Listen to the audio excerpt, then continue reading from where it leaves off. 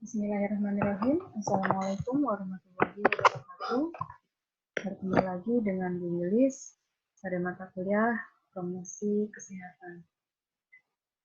Untuk video pembelajaran kali ini kita akan membahas tentang komunikasi kesehatan.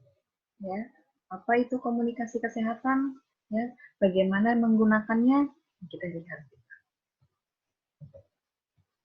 Ya, ini adalah salah satu contoh ya bagaimana berkomunikasi dalam konteks kesehatan, artinya seperti orang sedang konseling dengan tenaga kesehatan.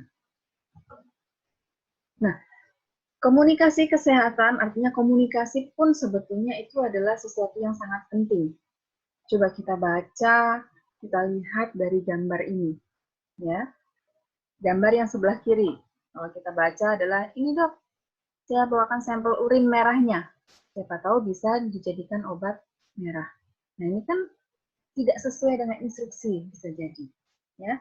Atau sampel urin itu kan tidak harus satu ember, ya. Karena apa? Sampel urin biasanya hanya untuk pemeriksaan sedikit saja, paling tidak sekitar 3 cc gitu ya. Nah, kalau komunikasinya tidak baik, artinya tidak jelas, ya, instruksinya kurang jelas, ya akhirnya seperti ini, dibawalah 1 ember. Padahal kalau 1 ember itu urin berapa kali, berapa hari, gitu ya. 1 kali kencing, ya 1 kali buang air, tidak sampai 1 ember. Padahal kalau urin semakin lama dihendapkan, ya baunya akan sangat luar biasa. Ya, ini harus jelas dulu. Ya, akhirnya apa? Komunikasinya harus baik dulu. Nah, kalau yang di sebelah kanan, ini ada pasien sakit perut, ya, tetapi komunikasinya tidak baik. Susternya, perawatnya, ya, meminta pasien untuk membuka bajunya dengan cara yang kasar. Kalau dilihat dari gambar ya, buka, begitu. Akhirnya yang tadinya hanya sakit perut jadi sakit kepala. Ya, artinya apa? Di sini komunikasi itu sangat penting sekali, apalagi pada dunia kesehatan.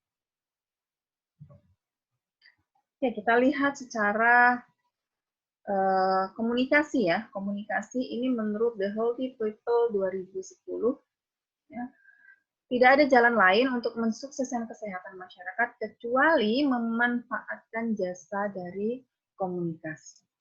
Selain itu, ya, semua analisis mengenai upaya peningkatan kualitas hidup manusia harus mengikutsertakan peranan ilmu komunikasi, ya, terutama pada strategi komunikasi untuk menyebarluaskan informasi baik kepada individu, komunitas masyarakat, ya, agar dapat membuat keputusan yang tepat untuk memelihara kesehatan mereka.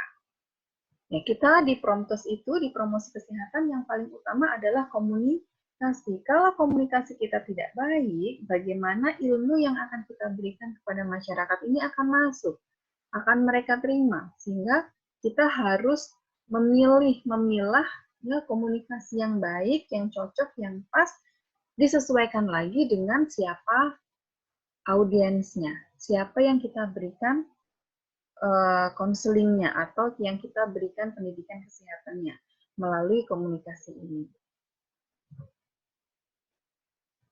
Lalu mengapa kita harus mempelajari tentang komunikasi kesehatan?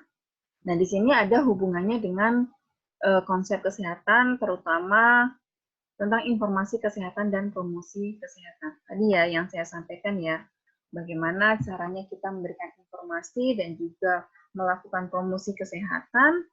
Kalau kita tidak paham siapa audiensnya, lalu bagaimana cara memberikan atau bagaimana caranya berkomunikasi dengan audiens, pada akhirnya ilmu atau informasi yang akan kita berikan kepada masyarakat ini tidak akan sampai.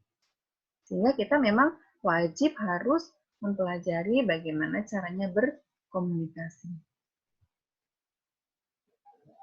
Menurut Armstrong 1983 ada 4 bentuk gerakan kesehatan masyarakat, ya, yang terjadi antara tahun sampai 1991.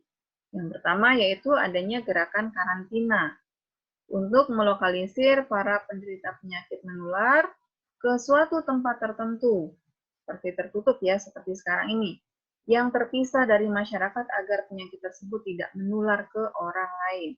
Artinya sama dengan saat ini. Ya, yang saat ini sedang menjadi permasalahan dunia, kesehatan dunia. Salah satunya adalah adanya pandemi corona, ya.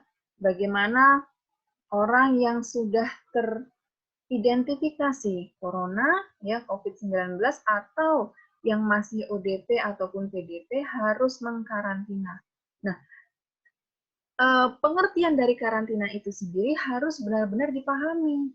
Jangan salah ya, karena masih banyak orang yang tidak paham dengan apa arti itu karantina. Sehingga kita perlu ini, bagaimana caranya kita memberitahukan kepada masyarakat apa itu yang dinamakan dengan karantina. Kembali lagi kepada apa? Kembali lagi kepada komunikasi. Nah, yang kedua adalah gerakan meningkatkan ilmu pengetahuan tentang kebersihan. Gerakan kesehatan individu mendorong setiap orang untuk melakukan pengawasan terhadap kontak atau tubuh dengan tempat-tempat tertentu. Dan yang terakhir adalah gerakan memperkenalkan konsep baru kesehatan masyarakat. Ya. Nah, dari beberapa hasil penelitian didapatkan bahwa di sini para ahli kesehatan dan juga ahli sosial yang menyadari bahwa masalah kesehatan dan masalah penyakit atau mungkin bahkan definisi tentang penyakit yang dialami oleh manusia tidak hanya semata-mata bersumber dari kelainan individu, keluarga, kelompok, ataupun komunitas. Bahkan kelalaian masyarakat dalam pemeliharaan kesehatan. Nah, kebanyakan masalah kesehatan atau penyakit bersumber dari ketidaktahuan dan kesalahpahaman atas berbagai informasi kesehatan yang mereka akses. Tadi, kenapa dia bisa tidak tahu? Ada berbeda persepsi antara si pemberi informasi dengan si penerima informasi. Bisa jadi ada salah persepsi atau tidak diberikan informasi sama sekali sehingga si masyarakat ini tidak tahu informasi yang benar. Yang berikutnya adalah ya karena itu kita harus memperhatikan arus informasi kesehatan yang dikirimkan dan diterima oleh manusia sehingga kita harus mempelajari komunikasi kesehatan. Oke, secara definisi ya, definisi komunikasi kesehatan yang pertama ada beberapa nih. Yang pertama adalah studi yang mempelajari bagaimana cara menggunakan strategi komunikasi untuk menyebarluaskan informasi kesehatan yang dapat mempengaruhi individu dan komunitas supaya mereka dapat membuat keputusan yang tepat berkaitan dengan pengelolaan kesehatan. Kedua adalah studi atau ilmu yang menekankan teori komunikasi yang dapat digunakan dalam penelitian dan praktek yang berkaitan dengan promosi kesehatan dan pemeliharaan kesehatan. Lalu kegunaan teknik komunikasi dan teknologi komunikasi secara positif untuk mempengaruhi individu, organisasi, komunitas, dan masyarakat yang memungkinkan tumbuhnya kesehatan manusia dan lingkungan. Serta proses untuk mengembangkan atau membagi pesan dengan audiens tertentu, ya, dengan maksud mempengaruhi pengetahuan sikap keyakinan mereka tentang pilihan perilaku hidup sehat. Nah, melalui perjanjian Alma-Ata tahun 1978, di sini semua negara membuat kesepakatan tentang pelayanan kesehatan primer yang mencakup 8 unsur bidang pokok, yaitu dari penyuluhan kesehatan, sanitasi dasar dan air bersih, gizi, kesehatan ibu dan anak, imunisasi terhadap 6 penyakit utama, pencegahan dan pengolahan penyakit endemik, pengobatan penyakit yang umum dijumpai, dan tersedianya obat-obat esensial. Nah, Cakupan dari komunikasi kesehatan ada beberapa, ya, ada 12.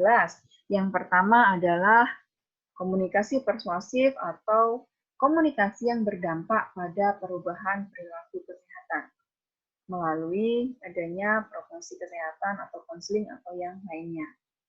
Yang kedua, faktor-faktor psikologi individual yang mempengaruhi persepsi terhadap kesehatan. Pendidikan kesehatan yang bertujuan memperkenalkan perilaku hidup sehat melalui informasi dan pendidikan kepada individu dengan menggunakan aktivitas material dan terukur. Pemasaran sosial yang bertujuan untuk memperkenalkan atau mengubah perilaku positif melalui penerapan prinsip-prinsip pemasaran dengan mengintervensi informasi kesehatan yang bermanfaat bagi komunitas. Nah, yang kelima adalah penyebar luasan informasi ya tentang kesehatan melalui media sosial. Ya, baik itu sosialisasi informasi pendidikan, hiburan, opini, pemberitaan melalui sosial media dan lain hal. Atau dengan advokasi. Ya, kemarin kita sudah mempelajari advokasi. Ya, pendampingan melalui komunitas, kelompok atau media massa yang bertujuan untuk memperkenalkan kebijakan, peraturan, program-program untuk mempengaruhi kesehatan masyarakat. Risiko komunikasi, komunikasi dengan pasien, atau komunikasi terapeutik ya dalam kesehatan. Informasi kesehatan untuk para konsumen, merancang health entertain, komunikasi kesehatan yang interaktif, dan strategi komunikasi di sini meliputi desain pilihan, komunikator kesehatan, pesan-pesan kesehatan, media kesehatan, komunikan kesehatan, mereduksi hambatan komunikasi, serta memilih dan menentukan konteks dari komunikasi. Tujuannya apa saja komunikasi kesehatan? Yang pertama adalah relay information. Ya, relay informasi.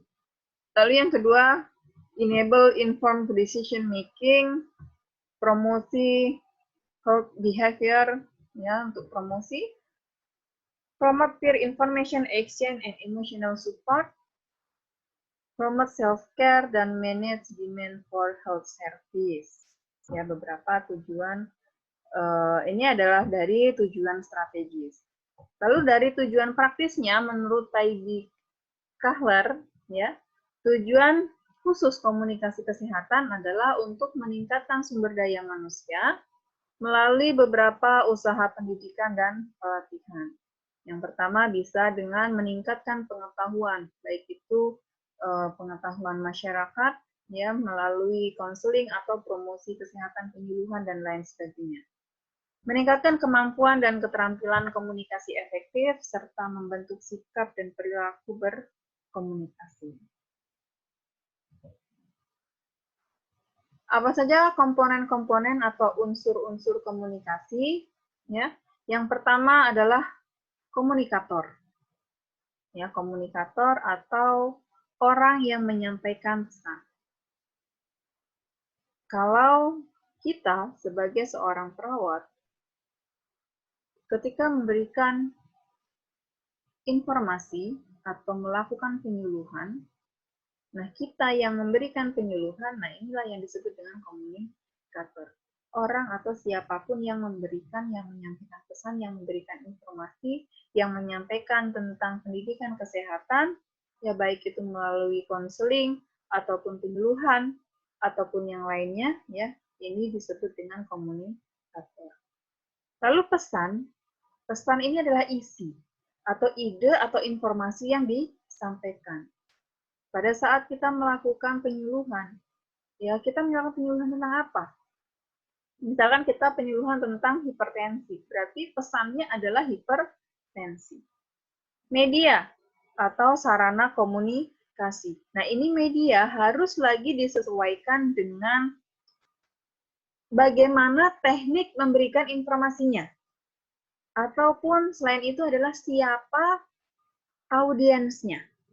Ya, kita ambil contoh. Kita mau melakukan mengajarkan atau memberikan informasi pendidikan kesehatan tentang senam lansia. Audiensnya adalah para lansia. Medianya yang cocok apa? Bolehkah leaflet? Cocokkah? Tidak. Berarti media yang paling cocok adalah apa? Bisa kita setelkan musik, kita beri video, kita bergerak bersama. Karena apa? Audiens kita adalah para lansia, tidak cocok ketika kita berikan kertas tulisan. Mereka hanya harus membaca dan menjalankan atau mempraktekkan senam lansia di rumah. Ini kurang cocok. Atau misalkan kita mau memberikan edukasi atau pendidikan kesehatan di rumah sakit pada pasien yang mau pulang dari rumah sakit. Perlukah kita melakukan atau menggunakan medianya LCD dan lain sebagainya? Tidak cocok juga. Bisa dengan apa? Bisa dengan leaflet atau bisa dengan lembar baliknya. Media sarana komunikasi ini harus sesuai dengan di mana kita mau memberikan informasi, siapa audiensnya, ya, tentang apa yang akan atau isi pesannya tentang apa. Misalkan kita mau mengajarkan kepada anak-anak cara menyikat gigi yang baik, apakah hanya dengan gambar? Kurang cocok. Berarti harus apa? Kalau bisa dengan adanya pantom gigi, dengan sikat gigi, kita langsung mempraktekkan supaya mereka bisa belajar. Komunikan atau audiens, pihak yang menerima pesan. Lalu umpan baliknya bagaimana? Respon dari komunikan terhadap pesan yang diterima. Ini adalah komponen komunikasi. Jadi antara 5 ini harus berkesinambungan, ya, harus sesuai seperti itu. Lalu fungsi dari komunikasi itu apa? Yang pertama adalah membangun konsep diri atau establishing self-concept. Yang kedua adalah eksistensi diri, ya. Lalu kelangsungan hidup, memperoleh kebahagiaan, dan terhindar dari tekanan dan ketegangan. Ya, ini adalah fungsi komunikasi. Ya, manfaat dari komunikasi ada beberapa, ya. Memahami interaksi antara kesehatan dengan perilaku individu. Perilaku individu berada dalam situasi biologi, psikologi, dan sosial ke masyarakat. Ini nantinya akan berpengaruh terhadap status kesehatan, ya. Dan juga untuk meningkatkan kesadaran kita tentang isu ini berkaitan dengan masalah atau solusi kesehatan yang berada di masyarakat. Ya, jadi bagaimana kita memberikan informasi. Beberapa faktor yang bisa mempengaruhi komunikasi adalah yang pertama, membuat pendengar atau audiens ini mendengarkan apa yang kita katakan atau melihat apa yang kita tunjukkan kepada mereka tadi. Ya, kalau kita membawa leaflet ya berarti harusnya mereka juga sambil mendengarkan sambil membaca leaflet. Kalau kita menggunakan LCD, ya mereka harus bisa melihat dari materi yang kita sampaikan. Artinya apa? Komunikasinya harus baik. Kalau komunikasinya monoton ya, nanti akan terjadi kebosanan seperti itu. Membuat pendengar memahami apa yang mereka dengar atau lihat. Membuat pendengar atau audiens ya menyetujui apa yang telah mereka dengar atau tidak menyetujui apa yang kita katakan tetapi dengan pemahaman yang benar. Mereka mampu menolak tetapi dengan alasan yang baik. Ya, membuat pendengar mengambil tindakan yang sesuai dengan maksud kita dan maksud kita bisa mereka terima. Dan yang terakhir adalah bisa memperoleh umpan balik dari pendengar.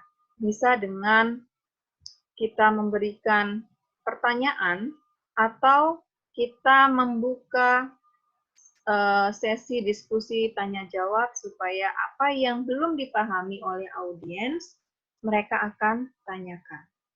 Ya. Jadi ini wajib sebetulnya penting ya.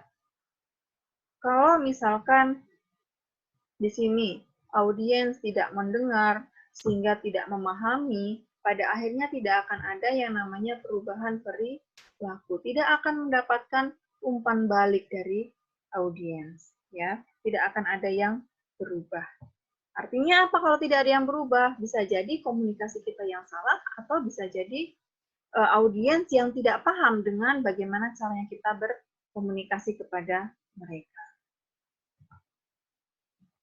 Bentuk komunikasi ada beberapa. Yang pertama ada komunikasi massa, komunikasi interpersonal, intrapersonal, dan komunikasi kelompok. Ya, kita lihat satu persatu. Komunikasi massa yaitu penyampaian pesan dari seseorang kepada sekelompok besar orang, biasanya sebagian besar masyarakat. Bisa dengan cara pidato kampanye, khotbah, atau memberikan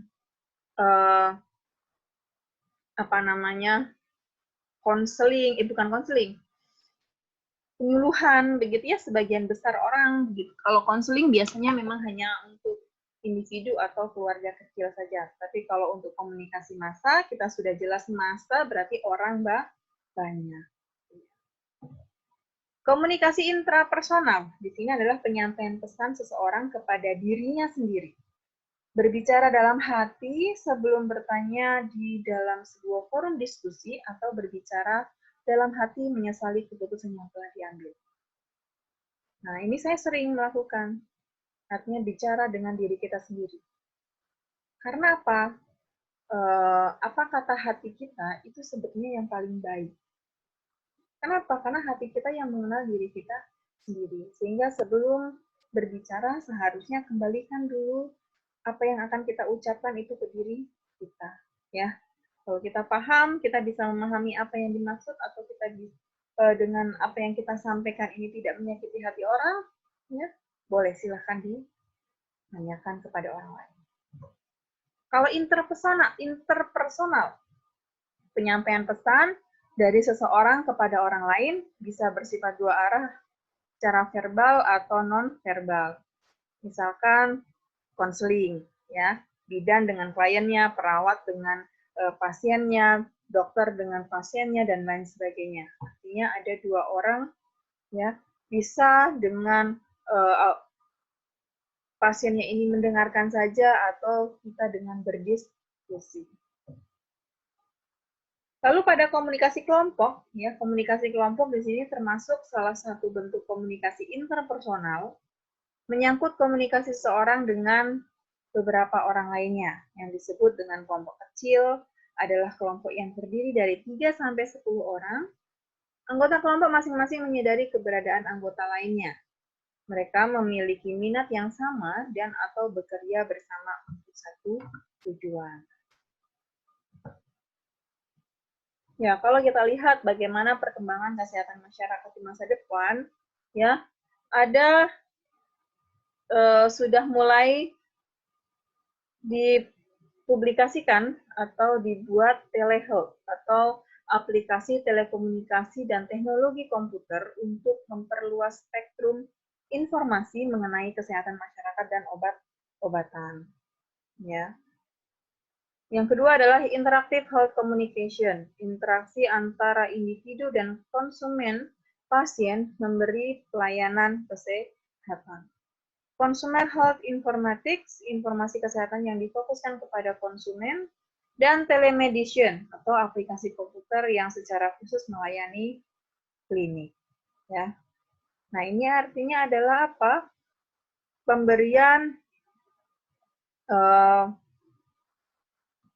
aplikasi telekomunikasi untuk salah satunya adalah memberikan informasi secara kesehatan. Kalau sekarang kan banyak sekali ya, ada Halo Dokter, ada aplikasi-aplikasi kesehatan yang langsung dijawab oleh ahlinya, ya, atau mungkin acara-acara di TV yang berkaitan dengan kesehatan, misalkan ada Dokter Oz dan lain sebagainya, ya, atau aplikasi komputer, aplikasi untuk mengecek, ya, bagaimana kondisi pasien. Kalau kita lihat di gambar di sini ya, bisa kita dengan konseling, melalui internet, melalui jarak jauh. Seperti sekarang, untuk mengkonfirmasi pasien COVID atau ODP atau PDP ini harus mengisolasi diri, pemerintah membuat satu formulir ya untuk kita mengisi melalui internet, bisa ya, yang nantinya akan menentukan bahwa oh, Anda itu ODP atau PDP. Untuk mengkonfirmasi COVID-19 tidak bisa, harus melalui tes rapid atau tes yang lainnya, gitu ya. Oke. Sampai di sini ada yang mau ditanyakan? Nanti ada satu materi lagi yang akan saya berikan, yaitu tentang konseling. Ya. Oke, dari komunikasi kesehatan yang tadi sudah kita bahas ya, harapannya adalah menjadikan Indonesia menjadi lebih sehat. Ya seperti sekarang ini kalau kita tahu ya, pemerintah sudah memberikan komunikasi yang baik sebetulnya ya, memberikan informasi kepada masyarakat bahwa hindari tempat-tempat yang ramai, hindari adanya mudik ya, mudik atau yang lain sebagainya. Tetapi karena mungkin komunikasinya ini masyarakat tidak paham atau mungkin masyarakat tidak istilahnya tidak care dengan dirinya sendiri, banyak yang mudik, banyak yang tetap berkerumun dan lain sebagainya, sehingga penyebaran COVID-19 juga kalau kita lihat sekarang sudah semakin banyak. Ya, harapan kita apa yang dihimbau oleh pemerintah ya harus kita jalani supaya Indonesia menjadi lebih sehat. Mungkin itu untuk pertemuan video pembelajaran komunikasi kesehatan. Kita bertemu di video yang berikutnya. Terima kasih. Wassalamualaikum warahmatullahi wabarakatuh.